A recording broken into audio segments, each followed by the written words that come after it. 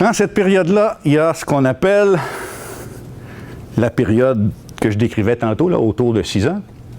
C'est la période où on développe les habiletés motrices dites fondamentales, ou les habiletés qu'on va garder toute notre vie et sur lesquelles on va construire. C'est quoi ces habiletés motrices fondamentales-là? J'en ai illustré quelques-unes. La course, sauter, attraper. Quelles sont de particulier ces habiletés motrices fondamentales-là? Que ce soit botter, lancer, attraper, courir, sauter, toutes ces habiletés-là, elles passent à travers 3 stades qu'on connaît, qu'on peut visuellement identifier. Un stade, j'ai pris le botter, là. Le stade initial, c'est vraiment l'idée de l'ébauche, où c'est difficile de le faire, où il y a de l'hésitation, il y a des erreurs, c'est pas facile.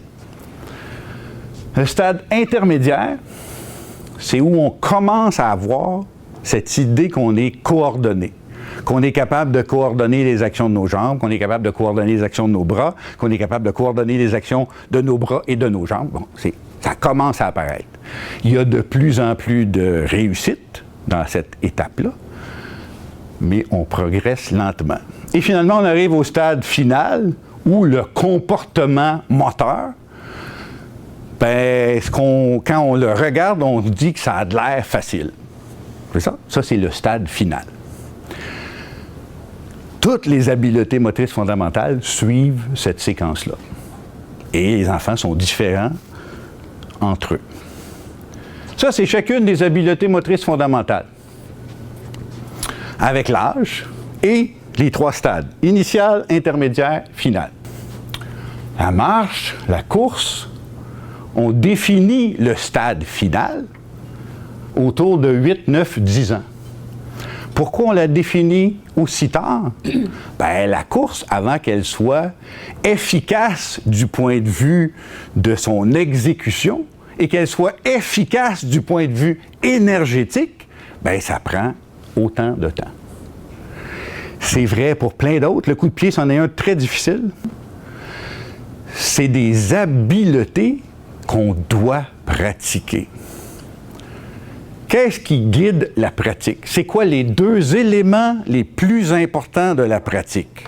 La répétition, donc le fait de le faire plus souvent, et l'autre chose, qui est moins connue, mais tout aussi important, c'est la qualité de l'environnement dans lequel on pratique, puis la qualité des interventions. C'est ces 2 éléments-là qui vont faire que, oui, certains enfants vont passer plus vite puis vont atteindre le stade final beaucoup plus rapidement parce qu'ils pratiquent plus et dans un meilleur environnement. Mais tout le monde doit pratiquer pour réussir certaines de ces habiletés-là. Le stade initial, ça se situe autour de 2-3 ans, l'intermédiaire 4-5 et le final à 6-7 ou plus tard.